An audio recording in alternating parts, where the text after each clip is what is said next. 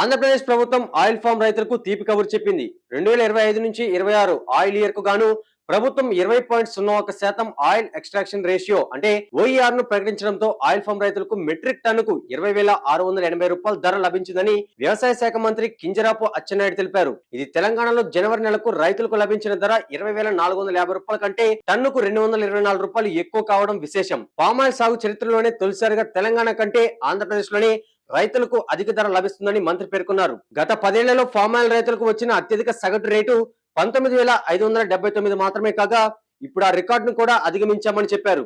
ఈ ధర పెంపుపై సంతోషం వ్యక్తం చేసిన రైతులు విజయవాడలోని మంత్రి క్యాంప్ కార్యాలయానికి వచ్చి అచ్చెన్నాయుడిని కలిసి కృతజ్ఞతలు తెలిపారు. ప్రస్తుతం రాష్ట్ర వ్యాప్తంగా 1.97 లక్షల మంది రైతులు 2.49 లక్షల హెక్టార్లలో ఆయిల్ ఫామ్ సాగు చేస్తూ ఉత్పత్తిలో ఆంధ్రప్రదేశ్ దేశంలోనే అగ్రగామిగా నిలబెట్టారని మంత్రి వెల్లడించారు. ఈ ఆర్థిక సంవత్సరంలోనే రికార్డు స్థాయిలో 24,535 హెక్టార్లలో సాగు విస్తరణ జరగడం ప్రభుత్వ విధానాలకు ఫలితమన్నారు. రైతులకు అండగా నిలుస్తూ ఇప్పటికే 181.28 కోట్ల నిధులు విడుదల చేసి 137.28 కోట్లు నేరుగా రైతుల ఖాతాల్లో జమ చేశామని తెలిపారు. డ్రిప్ పరికరాలపై సబ్సిడీ, ఉచిత మొక్కలు, వివిధ ప్రోత్సాహకాలు అందిస్తూ పంట మార్పిడికి రైతులకు పూర్తి భరోసా ఇస్తున్నామని చెప్పారు. అమరావతిలో ముఖ్యమంత్రి అధ్యక్షతన జరిగిన నీరు, ప్రగతి, జలహారతి, సాగునీటి సంఘాల భాగస్వామ్యం సదస్సులో పాల్గొని మాట్లాడిన ఆయన గత 5 ఏళ్లలో దారి తప్పిన జలవనరుల వ్యవస్థను మళ్లీ గాడిలో పెడుతున్నారని అన్నారు. దేశంలోనే తొలిసారిగా భూగర్భ జలాల లభ్యతను శాస్త్రీయంగా లెక్కగడుతూ ప్రతి చుక్క నీటిని ఒడిసి పట్టే దిశగా ప్రభుత్వం అడుగులు వేస్తుందన్నారు. పరిగెత్తి నీటిని నిలిపి భూగర్భ జలాలను పెంచే బాధ్యతలో 60,000 మంది సాగునీటి సంఘాల ప్రతినిధులు భాగస్వాములు కావాలని పిలుపునిచ్చారు. సాగునీటి పనులకు జీఎస్టీ మినహాయింపు ఇవ్వడంతో పాటు